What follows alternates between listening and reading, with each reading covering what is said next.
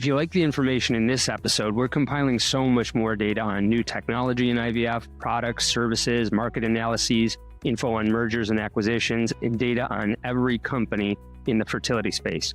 Go to data.insidereproductivehealth.com. If your company isn't an IVF Heroes Universe sponsor, your competitors are so much more visible to your customers because we report on your category and we give that info to your customers. Go to data.insidereproductivehealth.com to learn more about other fertility companies or submit your company today. Don't be left out.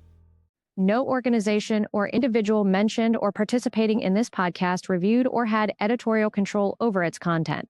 Any sponsor-related information, where applicable, was considered by Inside Reproductive Health through its Business Intelligence Hub. Everyone's freaking out.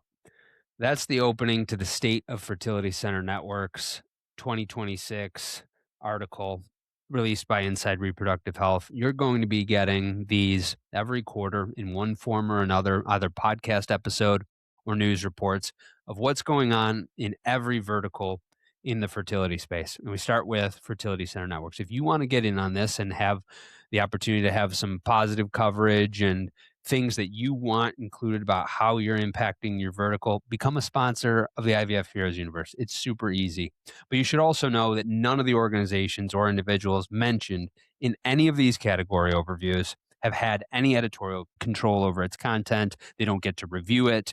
We do take some information and consider it from the Business Intelligence Hub, but nobody that I'm talking about, be they an individual or a company, has had a chance to take a look at this. It's our reporting of what's going on in the space. And then when it's a podcast episode, it's my commentary about just what I think, not me as a journalist or news editor, but as a commentator of what I'm speculating about and what I'm hearing.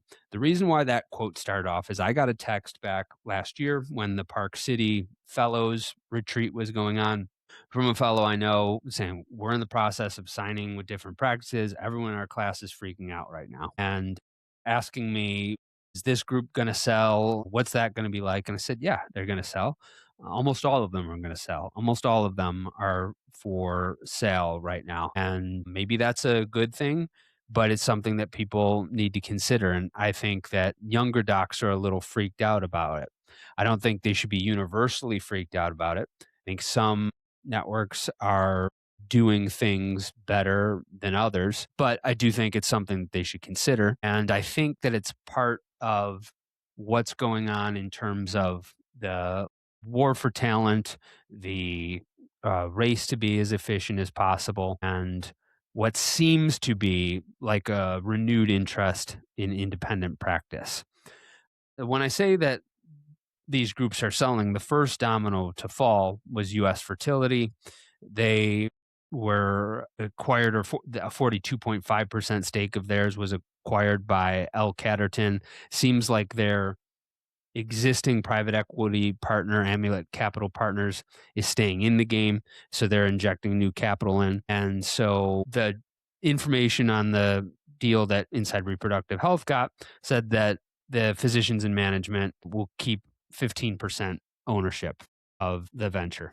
I suspect that with that money, you'll see U.S. Fertility purchase some more practices. I think one deal is probably pending in the news. And I think that the pause that we saw on the acquisition of private practices might resume, and U.S. Fertility uses some of this money to buy the last remaining independent practices that still look really good to a group that size. I speculate that the independent practices that have remained, those ones that have 4, 5, 6, 7 docs that are independent, those are the ones that everybody wants. They've held out this long.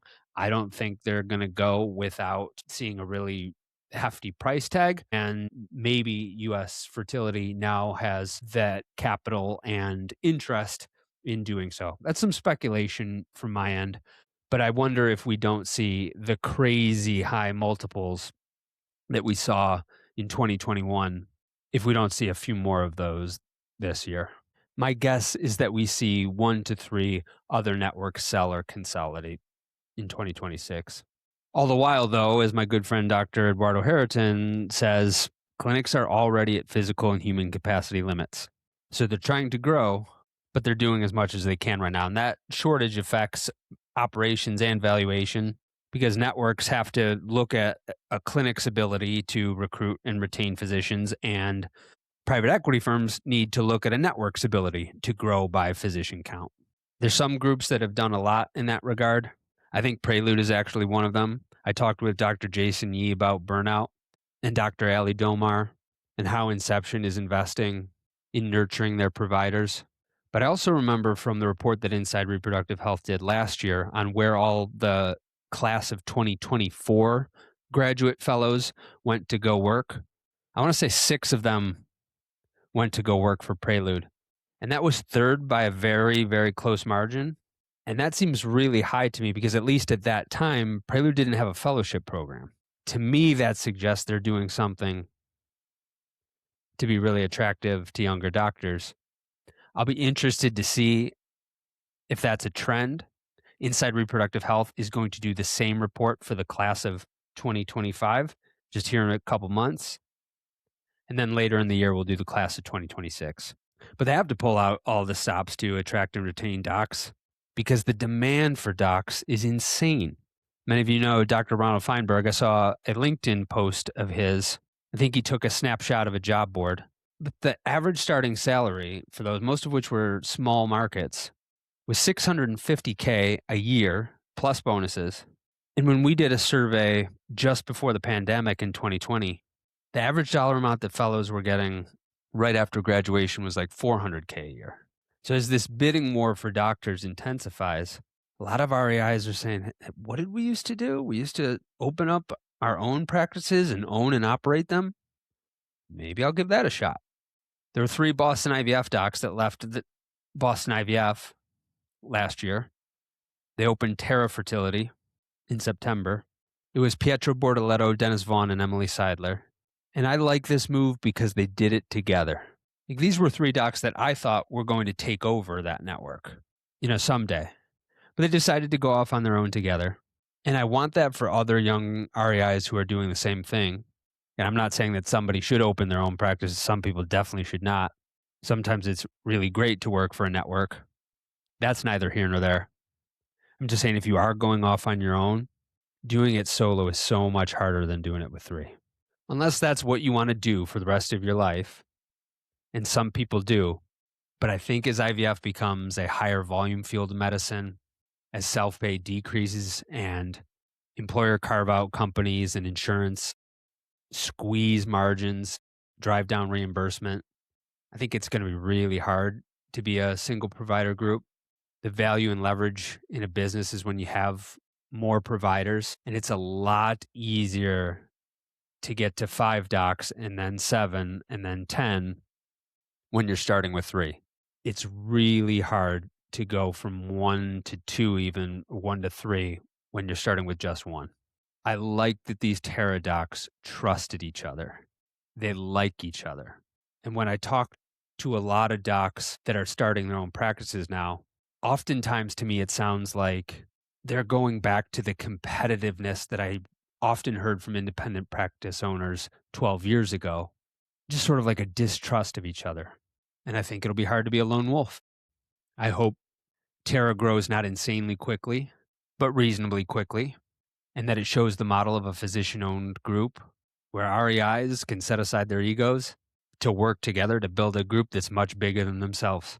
Part of the reason this is all happening is I think that some people just don't see private equity as any less risky than starting their own thing. I had Dr. Kyle Tobler and his partners at Idaho Center for Reproductive Medicine on the podcast. And he says, look, when you do the math, the potential is just so much more when you own it. Pretty similarly, I had Dr. Lauren Johnson of Carolina Conceptions. I had 4 of her partners with her on that same episode. And she said, listen, it could be even riskier working for a private equity backed group. You don't know who's going to be at the table with you 10 or 15 years down the road. And she looks at her partners and she's like, I know who these people are. I know what their values are. And I can count on them to be at the table with me. And so for those doctors for whom owning a practice is the right fit for them, I hope they seek out partners like that. I think there's more resources for them now. Have you heard of Pop Art? People have been talking about it. Pop Art. I think it stands for Physician-Owned Practice Alliance for Reproductive Technologies. You might know Rodo Riscala-Cavares from Arizona, Dr. Julian Escobar from Texas. They formed an alliance for purchasing power for independent practices. People have tried this in the past and it didn't work. I don't know why it didn't work. I'd like to see it work. And so I'm glad to see Pop Art getting off the ground because people seem excited about it. People are telling me about it. Networks are using their docs as differentiators, at least the good networks are. Jason Yee is a Prelude doc at Aspire Houston. You always see the fellows hanging out with him at PC. You can tell leadership is listening to his point of view because he points to that 7 to 10 year wall that a lot of REIs hit. It's a tough time of career. It's often a tough phase of life with younger children. And I think a lot of networks wouldn't want their docs talking about physician burnout. Not only did Inception not try to stop that episode, they sponsored it. They gave a microphone to this doctor talking about these challenges that other REIs are facing because it's important to them. I also liked his point of view, that's Dr. Yee's point of view. He said, we've got corporate leadership here, so that means that those clinical decisions are left in the hands of doctors. That actually means we have a lot of autonomy. So sometimes when you have a physician leader that is also the corporate leader, they want to impose their clinical way.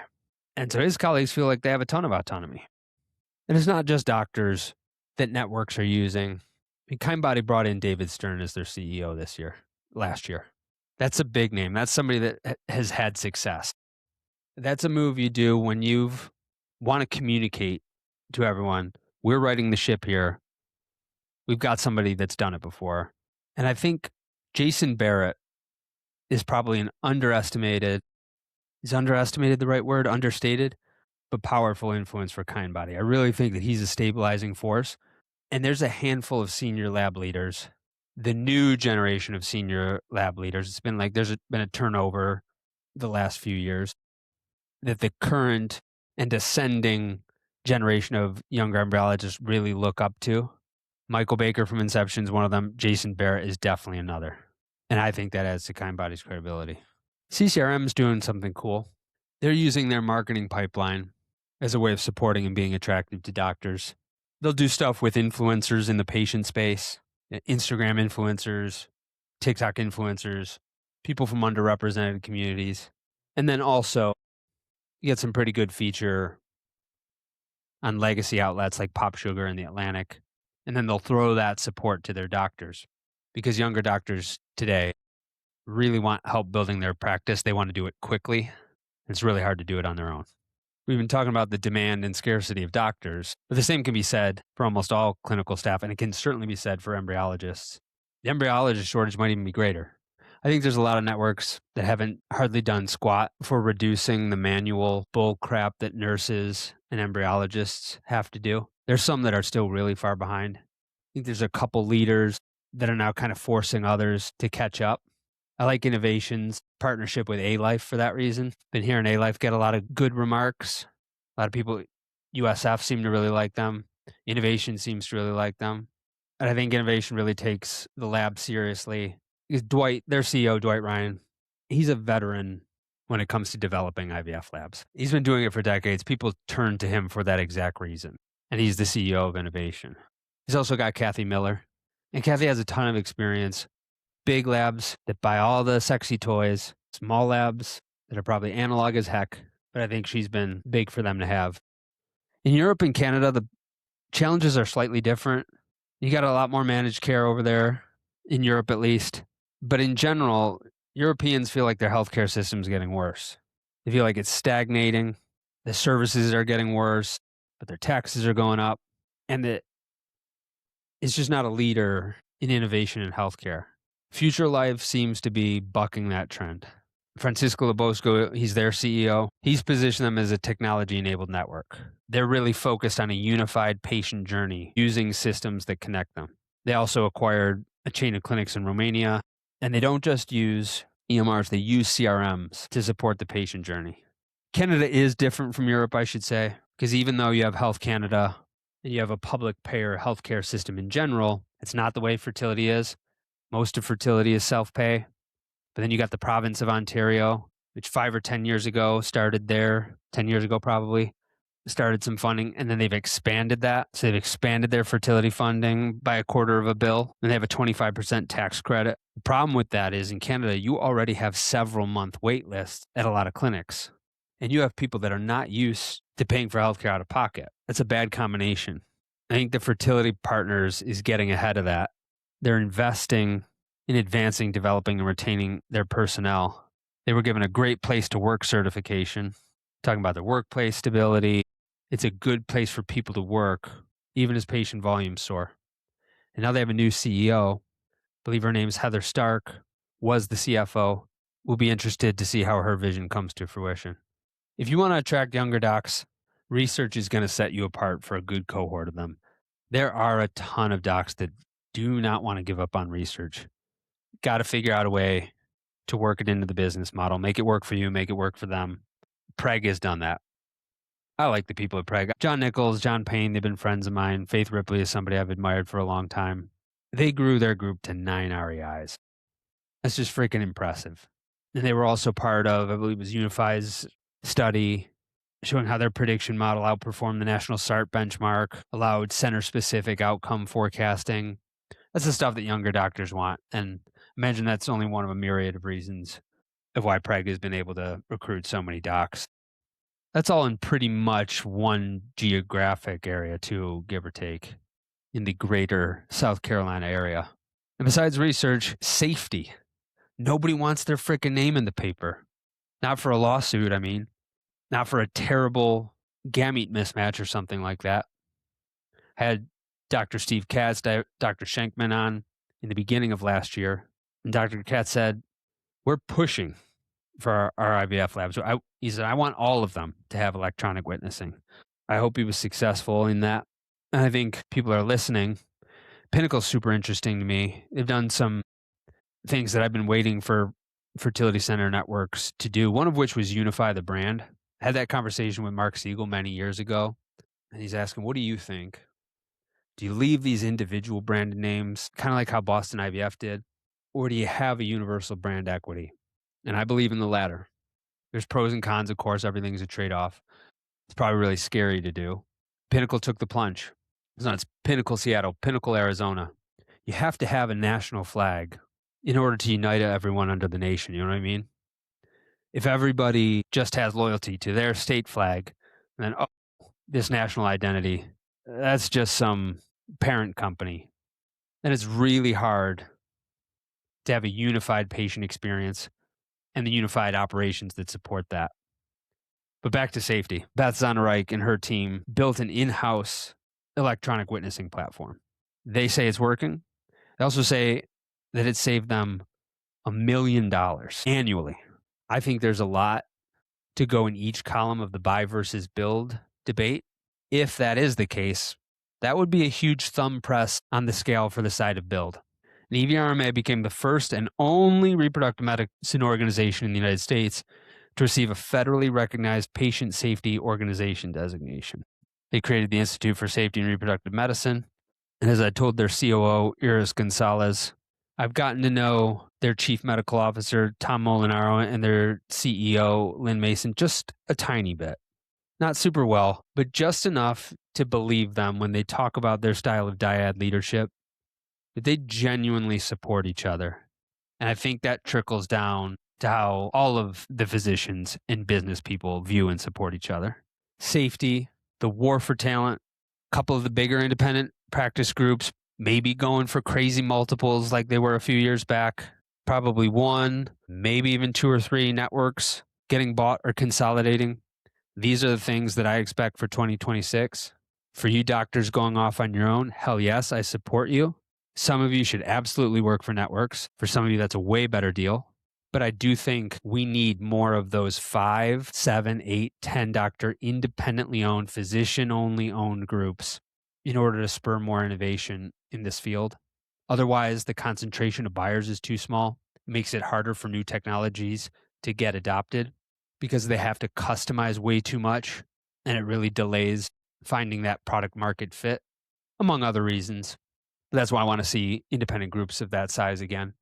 And so for those of you who are called to own your own practice, I just hope you take seriously getting to know your colleagues, trying to establish genuine, affectionate, trusting relationships with them so that maybe you don't have to go it alone. Maybe a group of you could do something really special.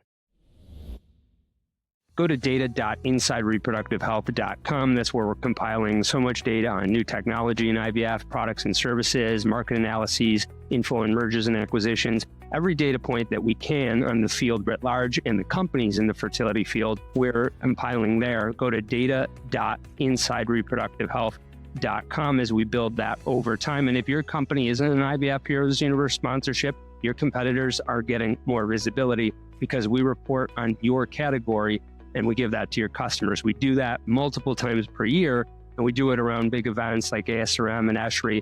Go to data.insidereproductivehealth.com and submit your company today. Don't be left out. No organization or individual mentioned or participating in this podcast reviewed or had editorial control over its content. Any sponsor-related information, where applicable, was considered by Inside Reproductive Health through its Business Intelligence Hub. Thank you for listening to Inside Reproductive Health.